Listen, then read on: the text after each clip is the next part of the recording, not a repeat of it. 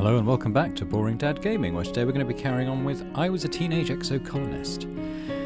Lots happened in the last episode, lots of, well, let's be honest about it, bad stuff.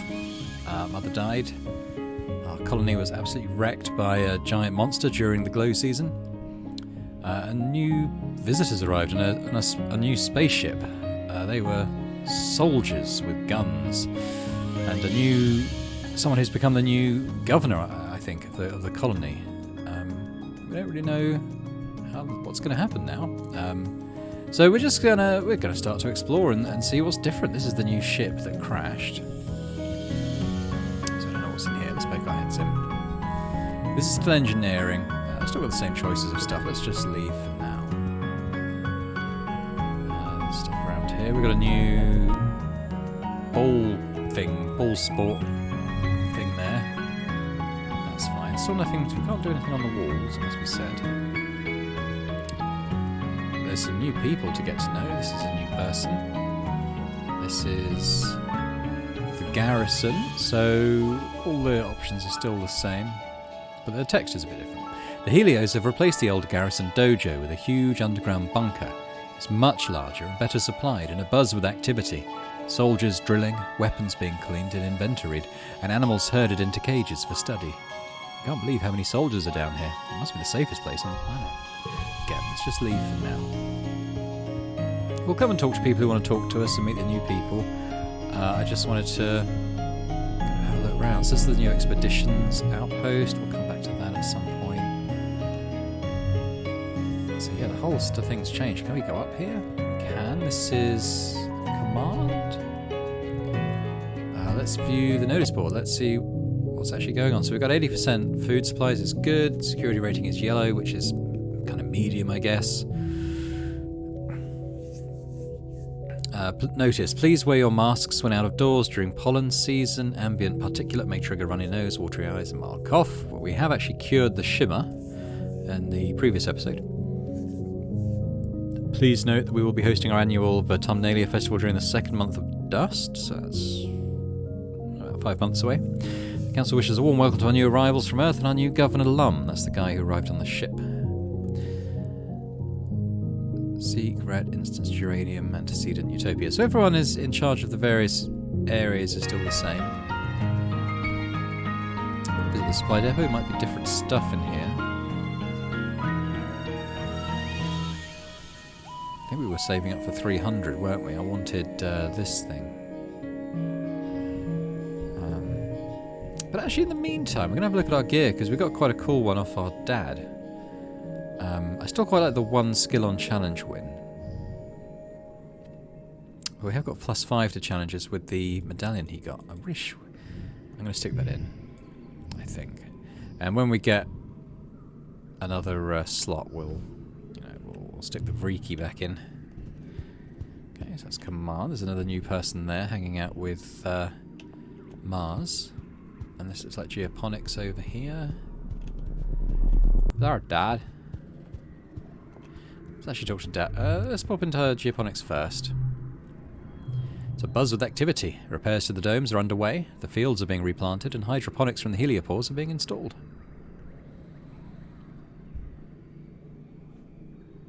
So pretty good. I have to decide what to do. Let's talk to Dad first. Even though it hurts, you find yourself wandering over to geoponics. It feels not good to be here, in the place your mum loved and ultimately gave her life to, but not good either. It feels like when you have a bruise and you can't stop yourself from pushing on it because the pain reminds you the injury is real. Like your mum dying is this huge invisible wound, and poking at it forces you to feel something instead of just being numb. Your dad is taking time off of work. Your parents worked double and triple shifts during the growing season this year, and now that it's over, it just feels so cruel. When people work hard, they should be able to look back on what they did and feel proud. Instead, there's just this huge gap where your mum should be. You find your dad sitting in your mum's personal garden. It's miraculously starting to grow again despite being trampled flat during the last attack and neglected during the famine before that. Still, various autumnal flowers are starting to sprout, as well as hardier earth ones like dandelions. Your dad looks up and musters a smile. He pats the bench beside him. Alright, we'll sit quietly. Your dad is good at sitting in silence. He holds your hand and you sit together, watching the bugs flit around in the garden. Eventually, he starts to hum quietly. You recognise the song. An old favourite of theirs, one they used to play after dinner when they would sit and talk for hours about the future they envisioned on Vertumna. You remember sitting at their feet and playing with your blocks, letting their weird adult words wash over you. They had so many plans.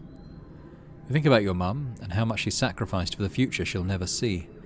Your dad puts an arm around your shoulders and you sit like that for a long, long while. Still wants to talk to us. I'll do another one. Hello, my little tomato. Your dad's voice rings out across the fields, hale and hearty. You don't have it in yourself to be embarrassed, not during pollen, not with the memory of him struggling to breathe so fresh in your mind. Are you coming to check on your old man? He teases you. He takes a deep breath, holds it and lets it all out comfortably. I'm doing great. No congestion, no sneezing, and I definitely don't want to take a hike outside the walls. Your dad pulls you into a big hug, ruffling your hair. He smells like sunshine and dirt and sweat, and you've never been happier to breathe it all in. He's alive. I'm proud of you, he says quietly. You can pull off miracles, kiddo. I've got Dad's love, +1 to and from other yellow cards. Oh, there we go. Got a little thing with the illustration. Nice. That's because we cured the shimmer. I wonder what would have happened if we hadn't cured it. Do you think our dad might eventually have died from it? I can try and talk to everyone, even if they haven't got little speech bubbles. Everything dies, Dis says, plucking at some dead grass and blowing it away into the wind. Plants, people, civilization. Even this planet's going to die on a long enough timeline. He dusts his hands off and rests his chin on his knees. Why even bother fighting it? Why try to do anything at all?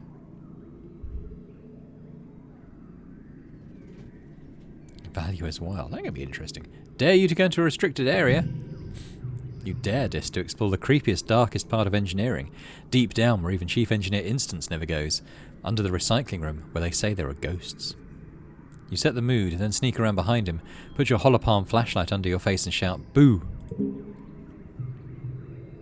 He rolls his eyes. Solana, think about it. If there were ghosts on this spaceship, one of them would be my mum.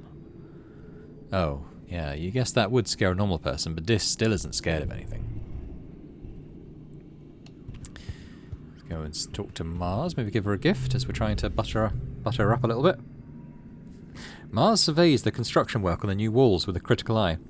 This is great and all, she says, but did you notice we have, like, a total power vacuum at the top here? Like, who's in charge? The council are just a bunch of scared adults like everyone else. If the Helio people wanted, they could control this colony. Mars clenches her fist. The colony should be under colony governance, not some outsider. Something you like? She likes yellow flowers. We'll give her another one of those. She holds the flower up to look at it. A flower. A cheap gift, but I suppose it will look good in my hair. Thank you. Not up to a full heart yet. We didn't get like a little year summary at the end of the year. I wonder if that was because everything was just happening so quickly. And who's this guy? The colony's full of new people. Everywhere you look, you see a stranger. It's disorienting. After growing up in a closed spaceship, you never expected to meet any other humans that weren't made here on Vertumna. You bump straight into one of these new people while you're jogging through the colony. Oof! He laughs and holds you steady, brushing the imaginary dust off of you and giving you a wide-fanged smile. Hey, it's one of the kids from the Heliopause. You think his name is Rex. Hey, what's up? You play it cool, give him a little nod. You notice he's wiggling his dog ears. They can really move independently. Pleased to meet you, he says. I'm Rex. We learned Rex augment, okay. Rex puts his hand against his cheek, looking cute and lost. Hey, since I'm new here, do you think you can help me find the construction yard? I thought I might apply for a job there. I'm not going to charm him. It's in command, that-a-way. You tell him everything has a bit changed since the Heliopause landed, but you think the construction yard is still near command. He thanks you for the directions.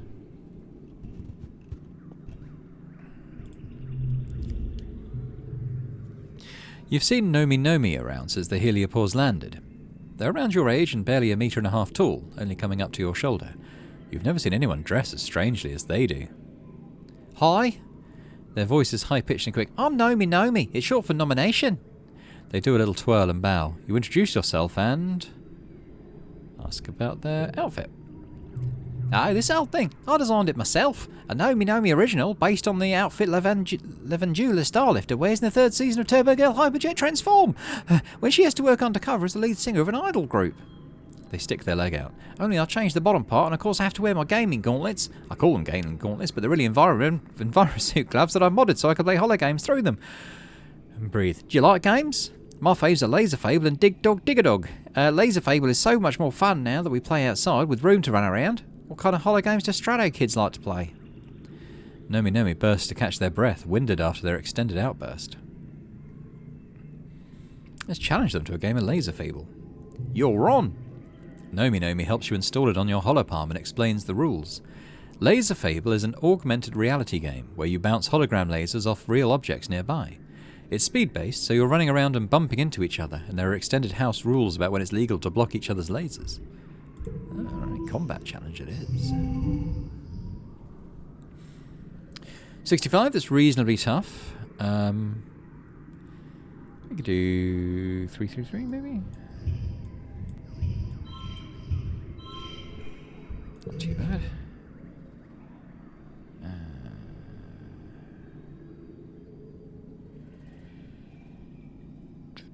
2, 3, 4, 5. It says +2 bonus to pairs though.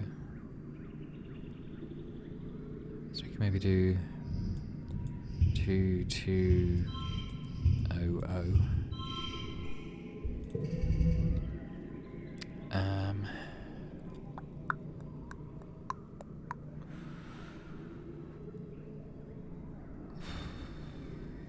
And that could be a 6, couldn't it? If we go 2, 3, 4, 5, 6. How about that? 1 star. We could have got 43, okay. Right on, brother. Nomi gives you a high five, then with a couple of quick flicks on their gauntlet gives you a kudos for winning. They explain this is how they always play Laser Fable with the kids from Heliosphere. Except they mostly don't want to play anymore. They say they're too old for it. They just want to be soldiers now. Except Rex, he's still cool. What's Nomi again? It's so cool you guys have people who aren't boys or girls too, Nomi says, twisting a long piece of their hair around their finger. Mum and Dad told me that sometimes people on old Earth didn't understand stuff like that, and your ship left Earth before us, so maybe it was even worse then. They give you a bright smile, but they were worried for nothing. Everyone's so nice here. I've got a present for you. What would they like? How about medicinal roots? Oh, didn't like that at all. Nomi takes the roots from you with great reluctance. I'm not sure what I'll do with this, they say dubiously. Don't these belong on outside? Are they safe? Maybe we should ask Dis about them. Alright, sorry Nomi. Let's see what Cal's got to say. Cal looks like he's being run ragged. Hey Solana, he says, leaning against a pallet of building supplies scavenged from the heliopause. What's up? I don't have a lot of time. I've got to get these over to geoponics, and then we've got to get the plants in the ground. We've got quite a lot of biology, haven't we? Have we got 80? 82, actually. What are you working on? Cal is looking a little sickly. Well, I found this really pretty flower grown in the garden. I've never seen it before. Radioactive plant, 8 and a gem. Nice. You take a look at it and soon begin to feel sick yourself. Wait, is this plant radioactive? What, it's radioactive?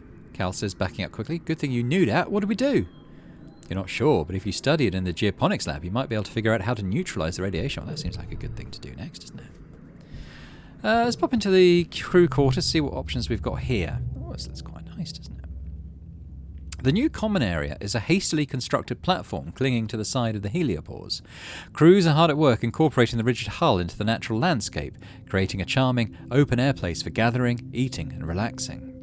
Just outside, you can hear construction happening on new living quarters for everyone from both ships. We'd need organising 20 to work in the kitchen. We're working on organising a little bit. We're 3 away. But I think what I want to do first is go to geoponics, which is where my dad is, so I've got to go back. But we could talk to Tangent, maybe. Tang looks as if she hasn't shed a tear since the day she was born. The engineering wing escaped the attack relatively unscathed, she says. We still have power and shelter, but more importantly, we have our knowledge. She nods, resolute. If anything can get us out of this dire situation, it will be technology. Need reasoning 80. Our reasoning is not that good. Here, I have something to give you. Maybe she'd like a crystal? You did. Tang shrugs. You should probably just keep it. I don't even know what I'd do with that. When you insist she keep it, she shrugs again. Sure, maybe I'll find a use for it. Okay. I haven't seen Annie anywhere. An enemy. She's been in a bad way since her brother died. I think I've talked to everyone now.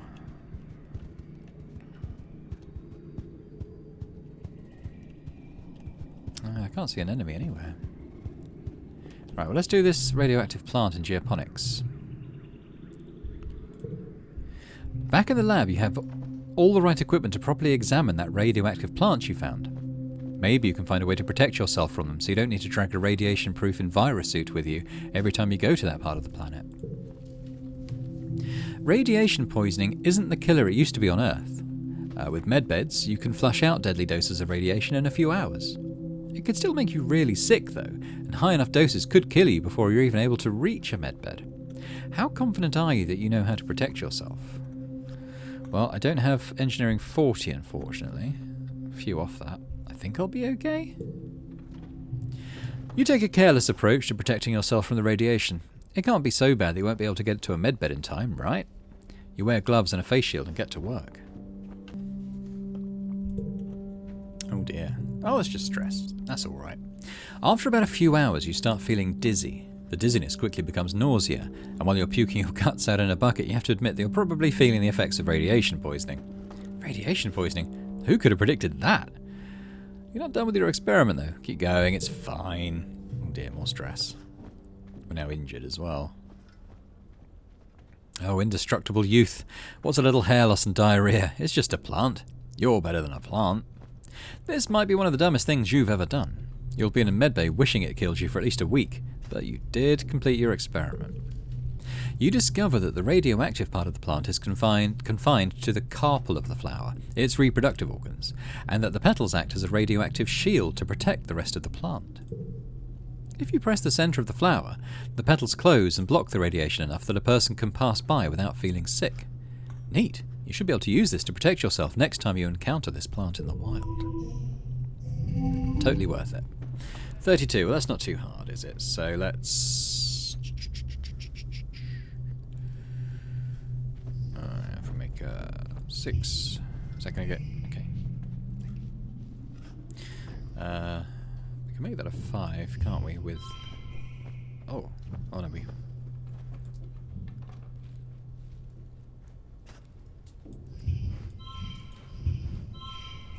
They're both 5 now.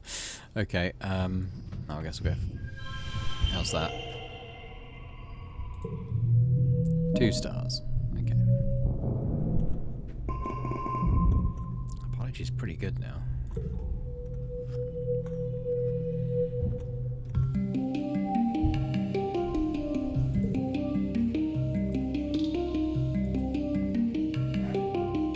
Just going to check the volume of the music. I'm wondering if it's a bit loud. There we go, that's better. It was pushed back up to max for some reason, not quite sure why. So apologies if in the last episode it was a bit loud again. Don't know why it reset. But we're pretty straight. Oh, there's an enemy. I don't know if I missed her before. Oh yeah, because there's a whole other person here, isn't there? Alright, let's talk to an enemy first then. An enemy is looking over some official-looking documents on our holopalm and dismisses them as you walk up. Hey, Thalana, she says. I've got something for you. What would she like? How about that egg I found? Yeah, pretty good. An enemy gives you a little smile. Thanks, Thalana. This was Coma's favourite food, too. Okay, what about this guy? This new boy from the heliosphere is a couple of years older than you.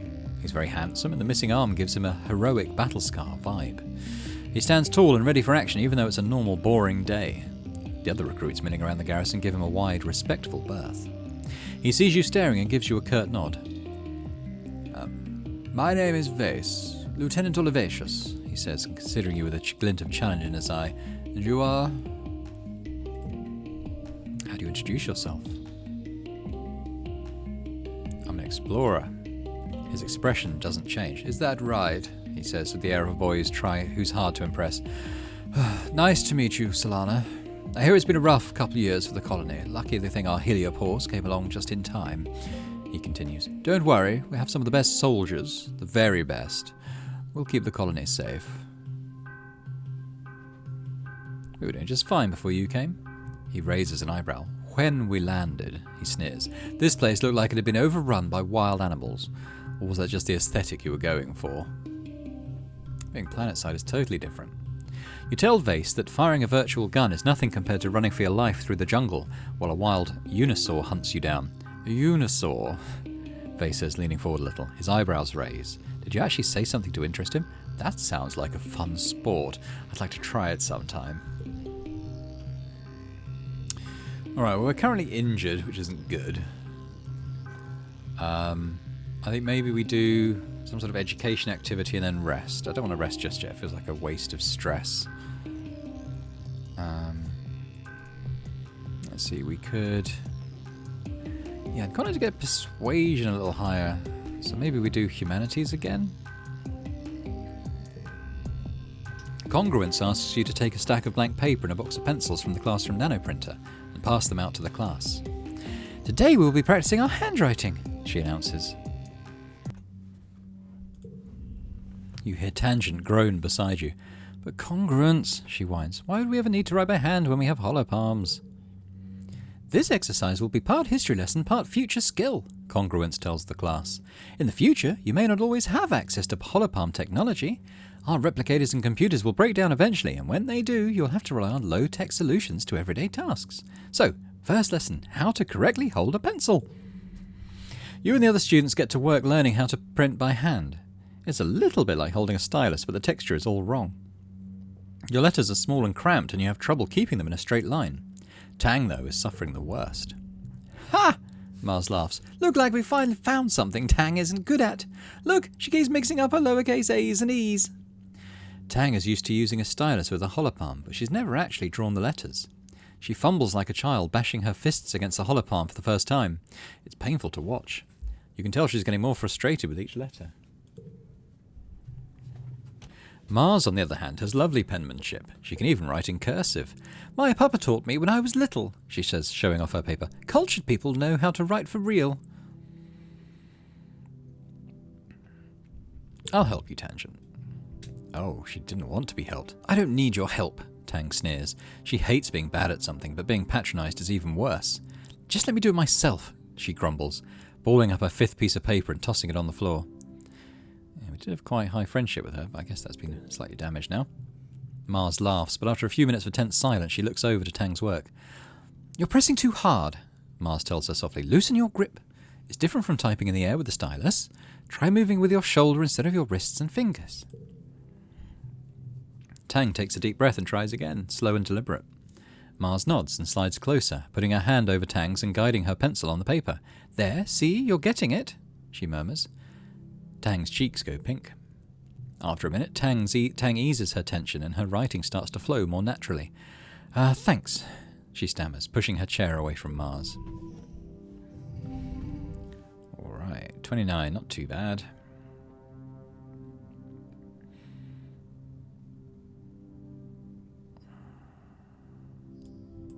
One, 2, 3, 4. Oh, it's gone to 6 now.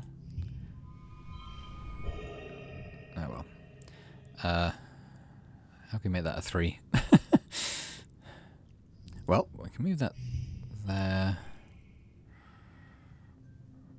I can't make it a 3, can I? First collectible use is free. Ah, we can make that a 3 then, I think. Oh. Oh, I can't make it blue again. 1, 2, 3, 4, 5. Oh well.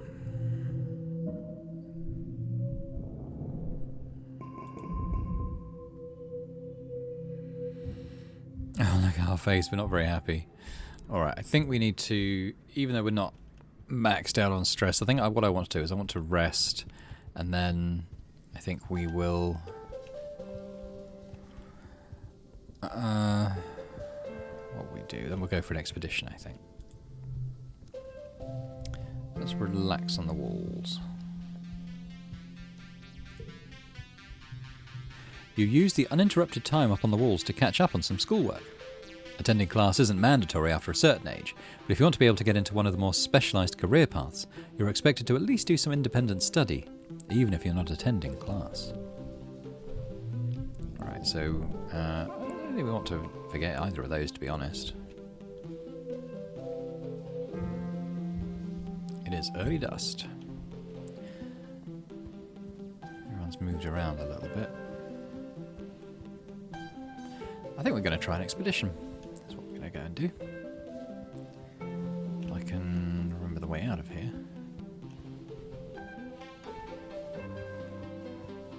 Haven't quite got used to the layout yet.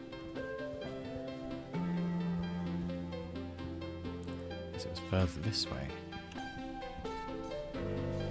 There we go. Okay, our dad's got something to say though. Let's go and talk to him first. Go and talk to him first.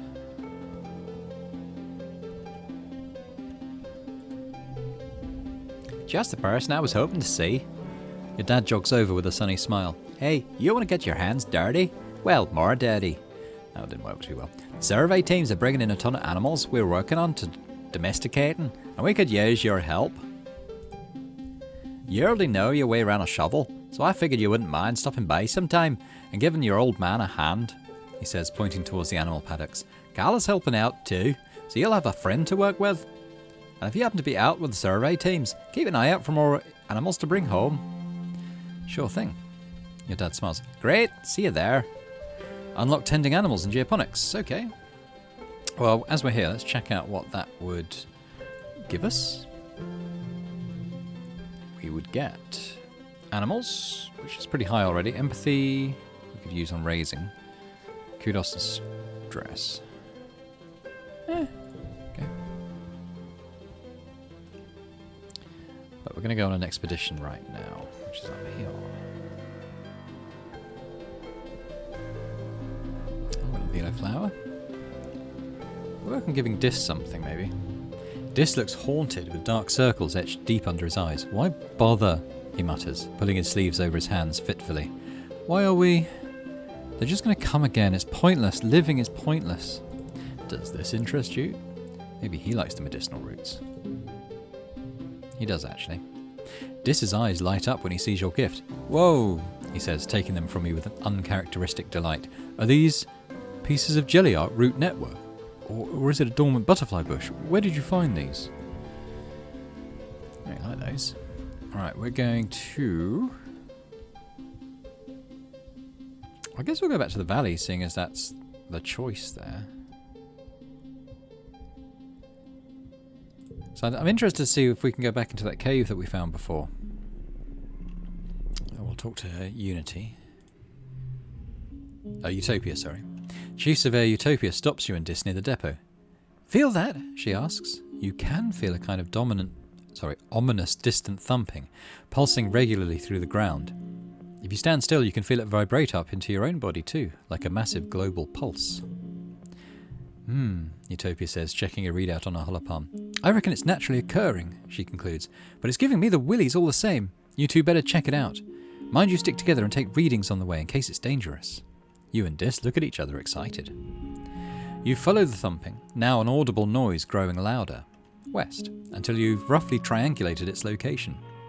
You know you're getting close, but it sounds like it's coming from all around you, and your instruments aren't precise enough to help. I guess we'll follow the sound. Goal 65. What can we do? Well, we can do all fours. Oh, that's gone to 6. Well, let's make that a 5 then, I suppose. There we go. 29. That's not too bad in the first hand. Value is wild. That might be interesting. So if I put it in, what does it do? It's worth 5, apparently.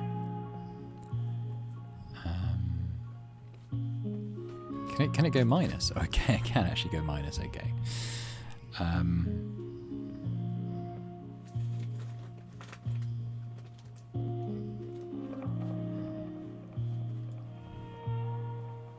Here we go, 2, 3, 4. Only need 10 from this last challenge, that shouldn't be too hard.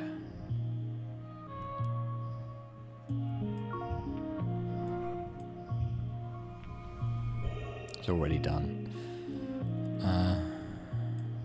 Oh, that's an 8 as well. Alright, let's do that there.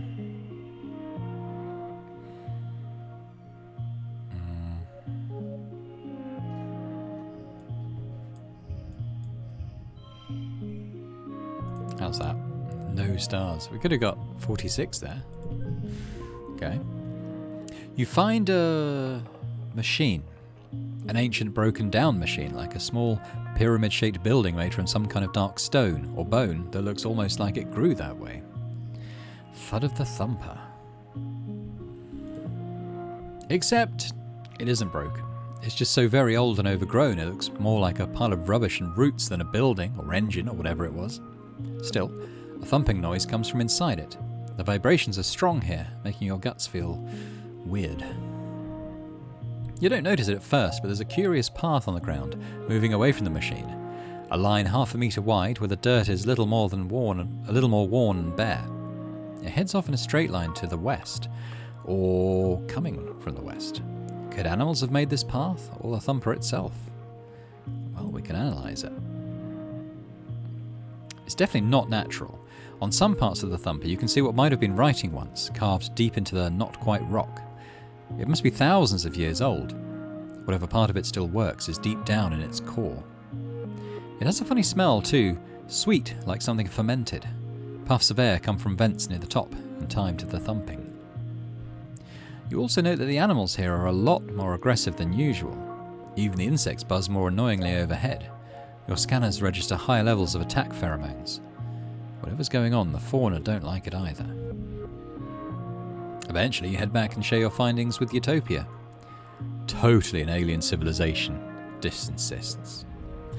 Utopia scratches her head. I suppose maybe, she says. You said it looks ancient, right? Perhaps there could have been another civ here long ago? We found other signs, but nothing active like this.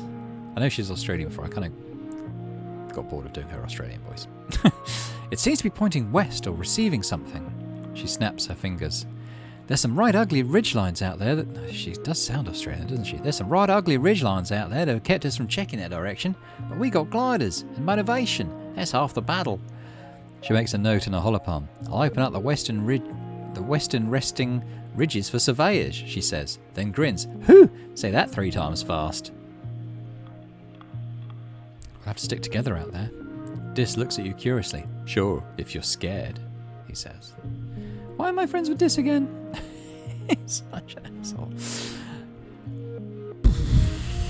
I mean, I think we do the events here, don't we? And then the next expedition we'll go to the next area.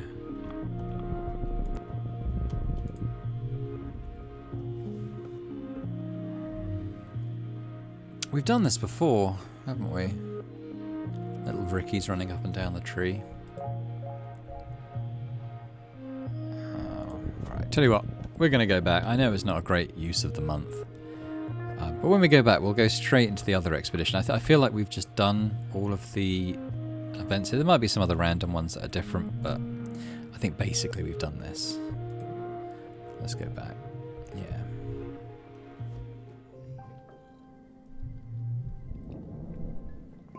I mean, it wasn't a waste. Almost maxed out biology. The Vertumnalia Festival is a welcome day of normalcy in an otherwise chaotic year. Despite some lingering rivalry between the two factions, Vertumnalia is a chance for the Helios and the Stratos to come together and appreciate the bounty of the planet. At least that's what the adults say. As Governor Lum takes the stage to address the colony, you can't help but notice the crowd has segregated itself according to their ship of origin. Rex shoots you away from over on the Stratos side, and Nomi makes a silly face. Vase is surrounded by other young soldiers, all looking sharp in their Heliopause uniforms. With Tangent standing beside you, You wonder if the two ships will ever feel like one colony. A fanfare plays over the square's announcement system. Lum's honor guard do a complex drill with their drone rifles. "Greetings, people of Autumna," Lum says, his voice ringing out over the square. "We may be far from our beautiful Earth, but we can still celebrate and be thankful for what we have here. We've worked hard to save this beleaguered little colony from the brink of destruction, and should be proud of our work." The Helios cheer. Your side of the square is more quiet. "I know some of you have been asking, Lum, how are you going to do it all by yourself? How are you going to run the colony, solve everyone's problems, turn this planet into a paradise, and look this good?" What a dick. Lum strokes a pose to a smattering of polite applause. "Well, I have the answer for you," he continues. "The old council made a lot of bad choices, like illegally leaving Earth. But I believe in second chances. So I've appointed the original department heads to my own council, Lum's Council 2.0. Better not disappoint me." He laughs and makes finger guns at the department heads from the foot of his podium. "Stay on your toes, Stratos." "I also want to promise everyone here today that we're going to make Autumna safe for humans," Lum says. "The next time those bastard Xenos attack, we're going to blow them to so many little pieces there won't be enough left to wipe off our boots. We've already got the defenses," he says, gesturing broadly to the new, taller, thicker walls, "and we're building homes for everyone. Homes where people can raise children again, knowing that our military men and women are keeping us safe." Big cheers from both sides this time. Some of the colonists around you even have tears in their eyes, especially those who lost family in the last attack. Lum goes on for a while, lionising the Heliopause's military strength and casting subtle digs at your failed colony experiment. Finally, the crowd disperses to set up the square for the afternoon festivities, some traditional and some new. At the tables, Aunt Anne and the kids are setting out the spread for dinner. There's an unimaginable amount of food thanks to the Heliopause's huge ration surplus, and the piles upon piles of xeno-meat from the hunting parties, for those who can stomach it. Anne is all smiles, clearly making an effort to move on, as Lum mandated, despite still mourning the loss of her son Com. But not even the festive atmosphere can force a smile onto an enemy's face. I miss my mum. Cal hauls a massive tureen of stew onto the table. "Yeah, me too," he adds quietly. "She should have been here to see this. I think she'd have been really proud of how hard we worked in geoponics." The chime sounds to announce that the square is all set up for annual competitions. What will we choose this year? We've got Xeno Wrangling, Trivia. Can't do the talent show, we're not persuasive enough, or the bake-off because we're not organised enough. Oh, pretty strong. Let's go Xeno Wrangling. Without Com to run the obstacle course, the physical competition has been replaced with a float cow rodeo. The bulls have had their air bladders emptied and weights attached to their grasshopper legs, keeping them low enough to wrangle. An enemy joins the rodeo, along with Vase. She fiercely dedicates her participation to Com's memory. "This is cruel," Cal shouts from the sidelines. "Float cows are friends, not foes." He throws a right watato at the participants. It lands at your feet, but all three of you are splattered with juice. Vase takes a few steps towards Cal with his fist raised, but Cal disappears into the crowd. Ooh, it's a hard challenge. Let's give it a go. 89 here. Alright.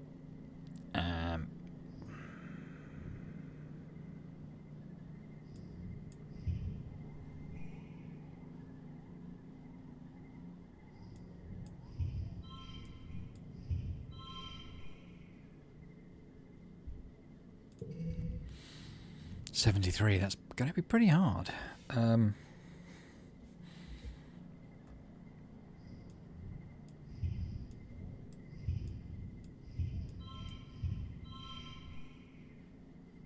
$32, okay. Oh, that's a shame, we don't have any gems now. This would be quite good if I had my gem cards. +3 bonus to pairs. What about 3 of a kind? We're not far off.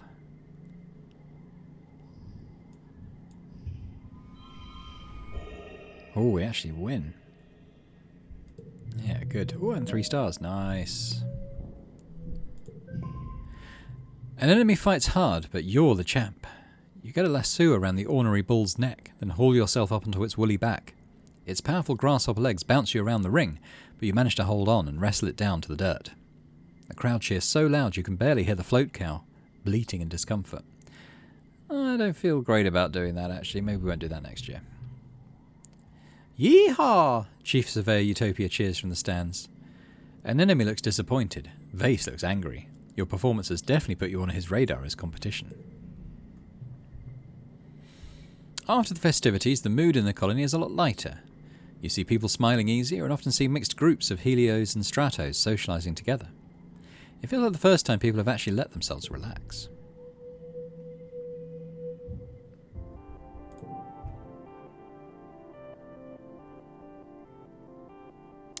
Okay, well, we're going to go out and do another expedition straight away. I'm going to go to the new area. Survey the ridge.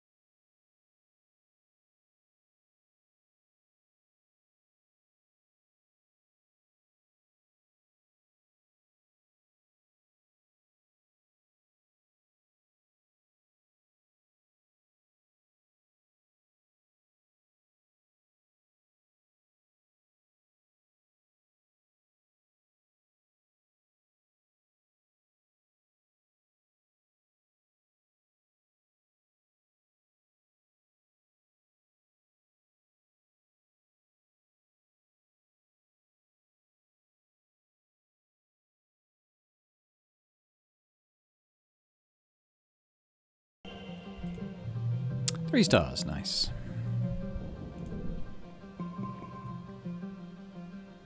There's no natural water around, but in your search you turn up your lost canteen. Oh, that was lucky.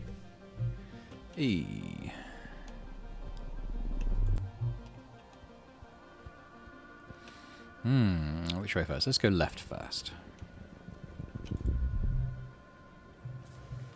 The path ahead is blocked by a field of snaking vines and brambles.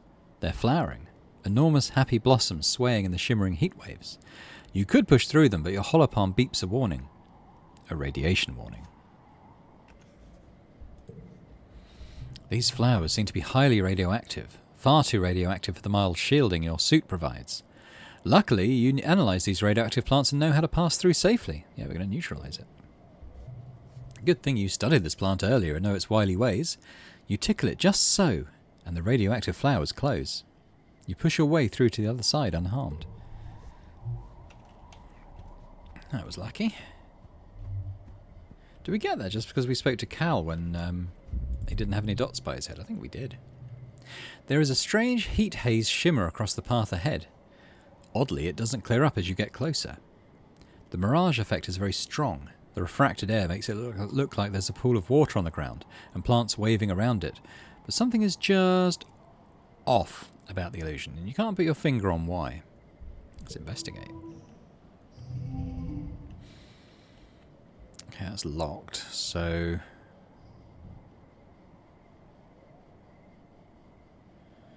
just going to use a couple of fairly trash cards, I think. Oh, it's still there. Okay, well, we can do quite a lot with these gem cards in the next round, so let's get rid of some more that don't really do very much for us. Well, we can't play all of these, so let's get the 0 on there as well. Oh, this bloody thing. Well, we're going to have this one.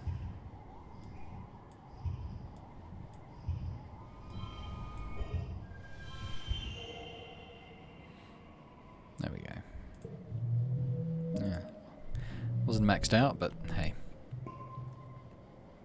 The faster you move, the faster the mirage disperses. You approach cautiously. As you do, you realise what is wrong about the mirage. It's impossible. The plants on the other side of the haze are different.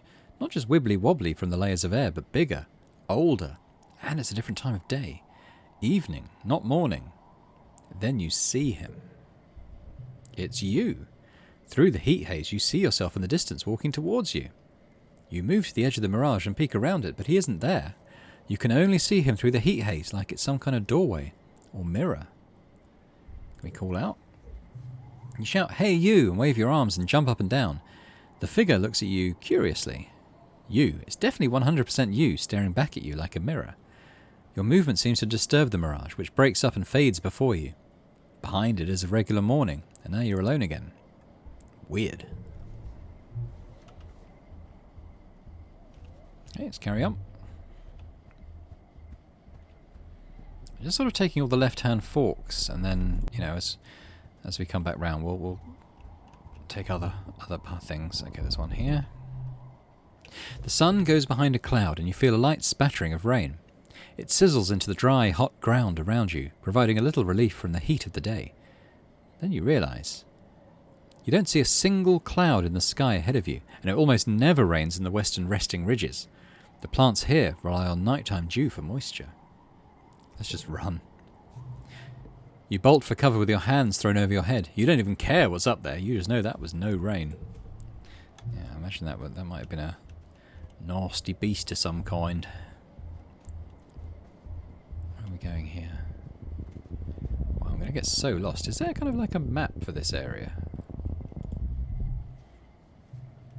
You haven't been down into the deepest crevices of the ridge where the crystals grow thick and the air is stagnant and dead.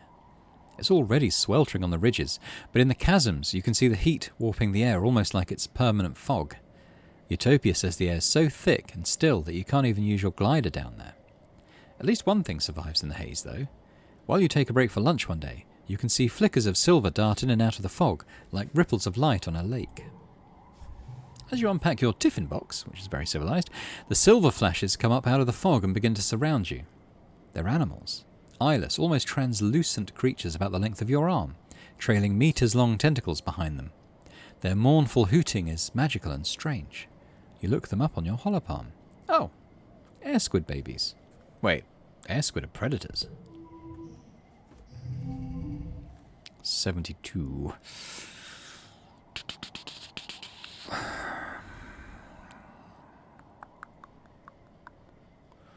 We can make...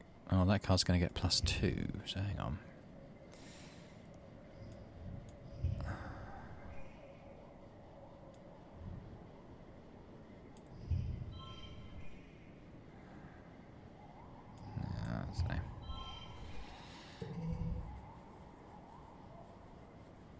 Okay.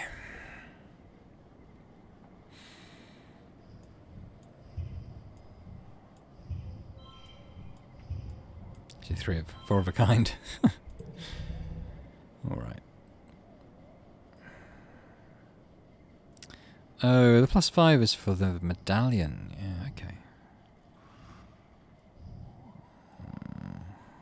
Well, that's going to become a 5. That could become a 6.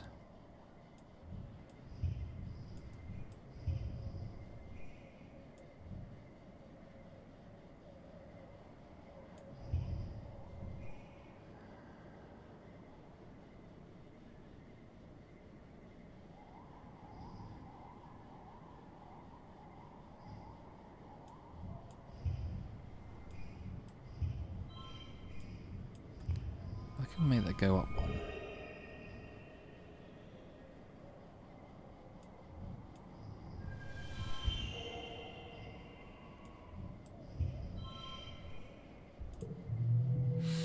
Yeah.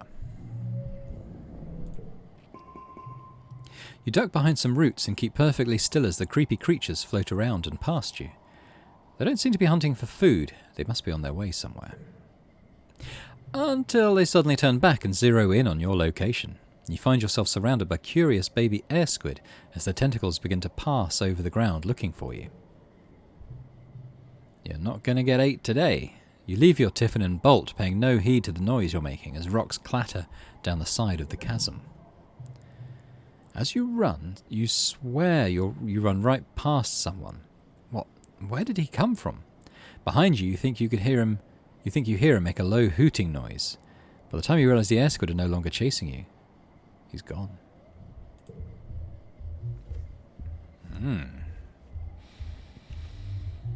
Alright, we're getting pretty stressed, it must be said. God, there's so many different places to go. Ooh, it's another one of these things.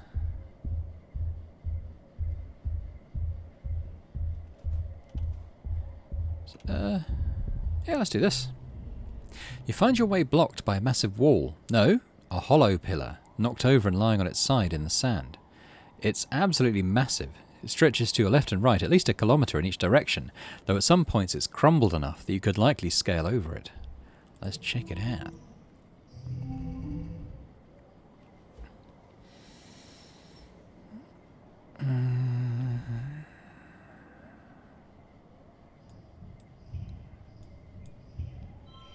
So, could make it a 9.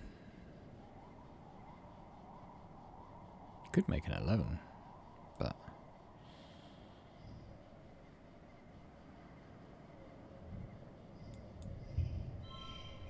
Alright, that'll do.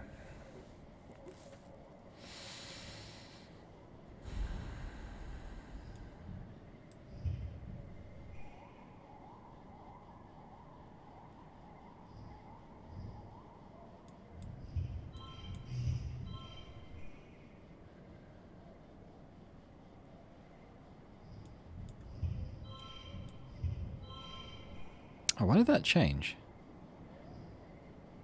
Neighbours become blue. Oh, we changed it to blue so it gained a point. Alright, I get it.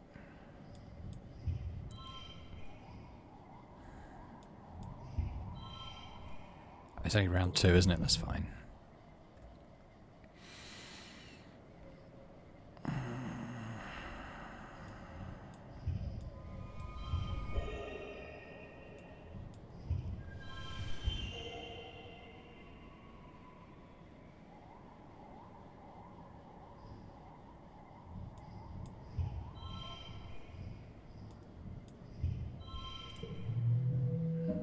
do very well. Oh well. This looks giddy as you follow the pillar to its base. A large pyramid almost entirely lost under the sand. You brush away some of the sand and find that the pyramid is inscribed on all sides with pictures of, well, wormholes, you'd think. This pillar must have once stretched up into the sky. Maybe it was some kind of observatory or sacred building, or just a monument to the wormhole. Mysterious. You're too worn out and tired to continue. You'll have to go home now. That's fine. That's kind of why I was doing that. I had no way to get back home from there, so that's fine. Our perception's almost maxed out as well.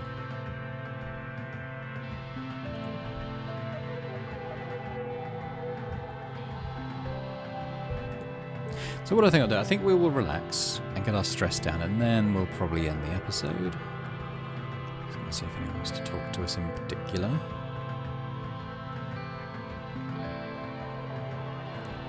I don't think so. Are we relaxing here? No.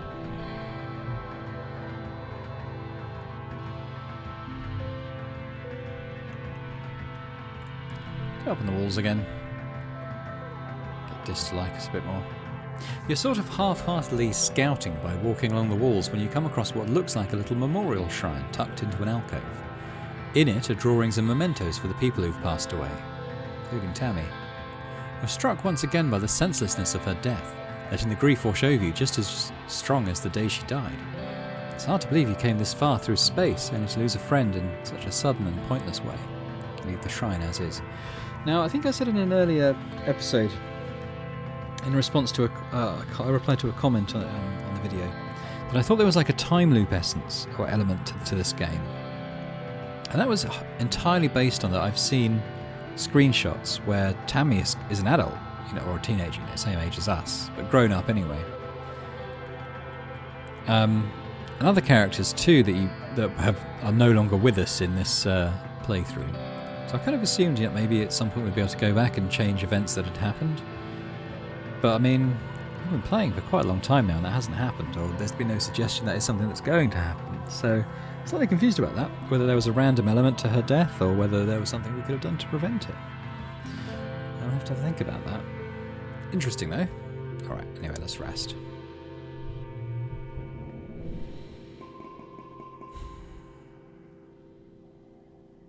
Honestly, these are always a bit of a drag when I draw them. They're only worth 2. I think forget that one.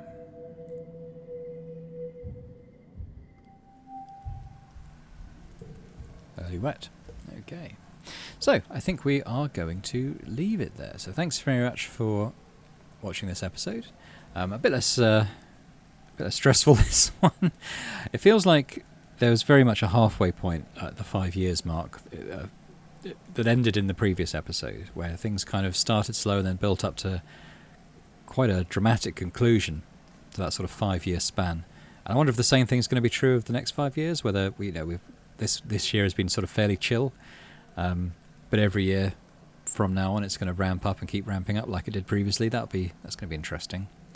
But we'll see. So yeah, if you did enjoy this, please do hit the like button on the video, subscribe to the channel if you've not done so, that would be amazing. And let me know in the comments what you think about the game and this playthrough, and have you got any theories about why Tammy is an adult in some screenshots and perhaps other playthroughs as well. Maybe I screwed that up by doing something. But let me know. And I hope to see you next time for more I Was a Teenage Exocolonist. Bye for now.